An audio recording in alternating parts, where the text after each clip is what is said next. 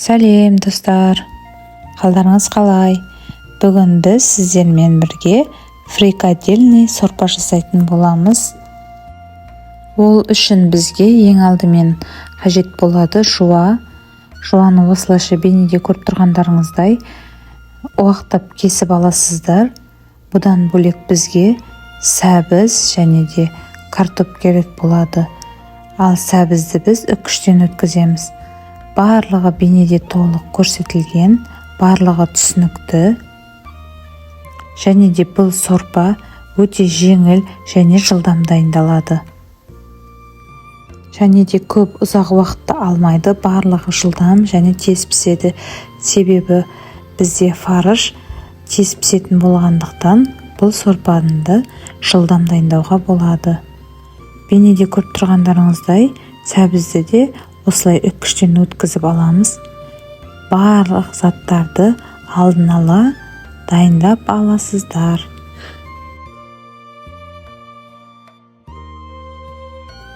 Және де арнаға тіркеліп, лайк басып, комментарий жазуды ұмытпаңыздар.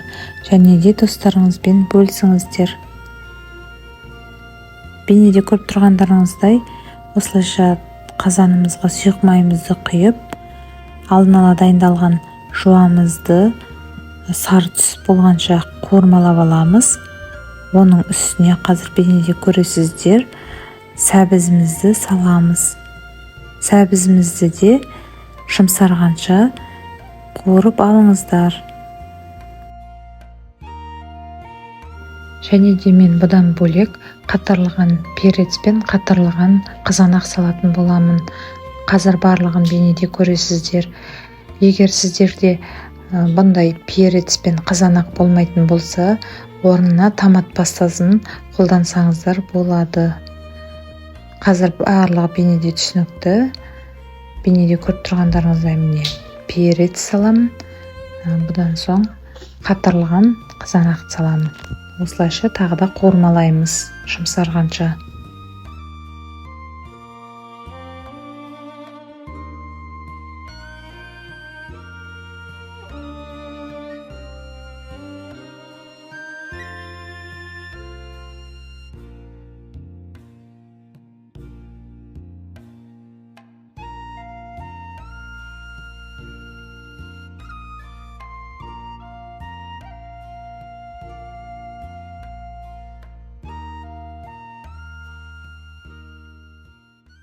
Бейнеде көріп тұрғандарыңыздай қуырған салмамыздың үстіне тұзымызды саламыз. Татымына қарай. Егер сіздерге бұрыш, қара бұрыш ұнайтын болса, қара бұрыш салсаңыздар да болады. Мен бұл жерде тек тұз салдым. Тағы да кішкене қуырмалап алып, үстіне қайнаған су немесе салқын су құйсаңыз болады. Мен көз мөлшеріне құйдым. Бұл жерде 2,5-2 литрдей су құйдым бұл жерде мен.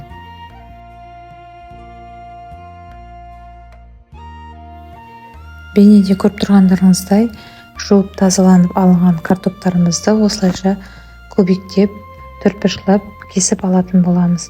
Бұны қазір біз сорпамыз қайнаған кезінде салатын боламыз. Алдын ала кесіп дайындап аламыз.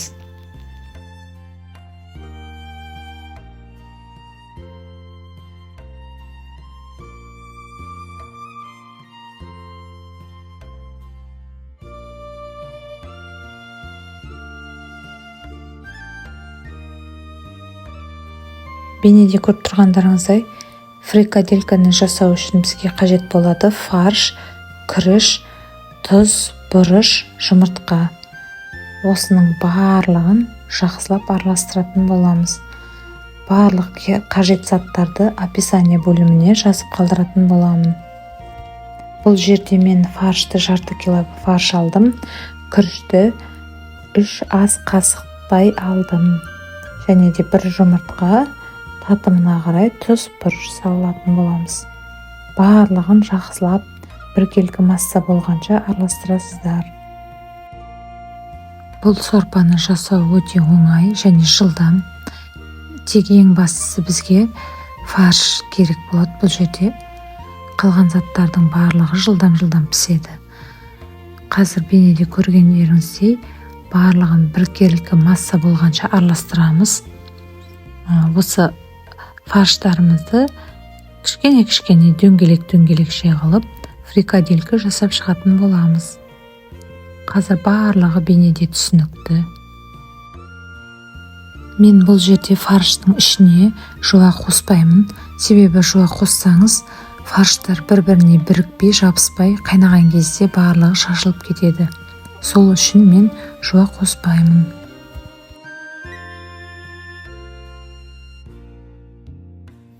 Және де арнаға тіркеліп, лайк басып, комментарий жазуды ұмытпаңыздар.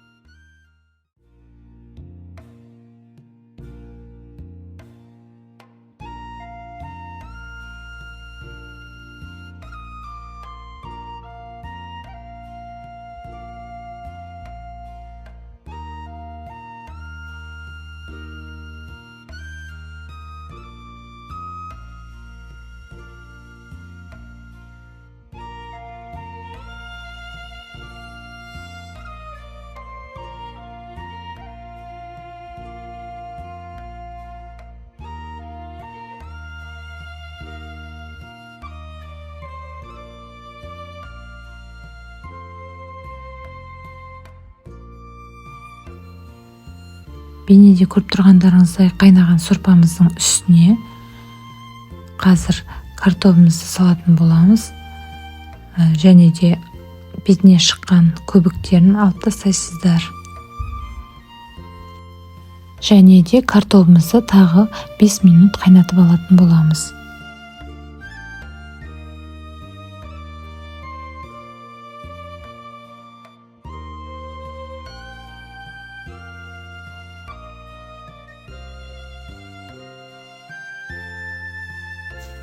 Бейнеде көріп тұрғандарыңыздай қайнап тұрған сорпамыздың үстіне осылайша дайын фарштарымызды салып шығамыз. Бір-бірінің үстіне салмай, араларын ашып салып шығасыздар. Және де бұл фарш піскенше және де күріші піскенше қайнатып аласыздар. Және де тұзын, бұрышын қарауды ұмытпаңыздар. Бұл сорпа өте жеңіл және жылдам дайындалады. Бізде балдарымыз сүйсініп, жақсы көріп ішеді осы сорпаны. Және де сіздерге осы сорпаны дайындауға кеңес беремін.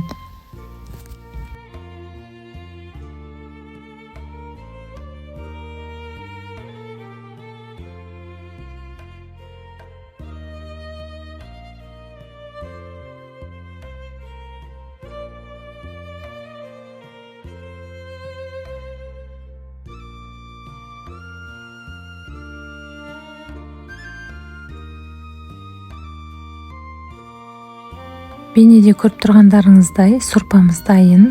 Бұл жерде сорпамыздың фаршы, күріші және картошкасы піссе, сорпамыз дайын деген сөз. Осылайша ыдысымызға құйып, дастарханымызға ұсынсаңыздар болады.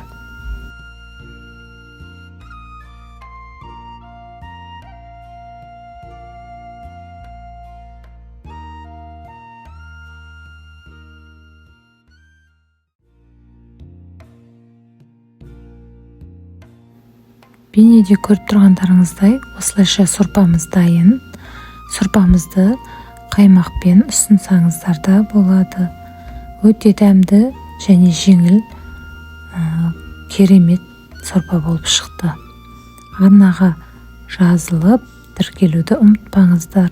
Осы бейнені соңына дейін қарағандарыңыз үшін сіздерге рахмет. Сау болыңыздар.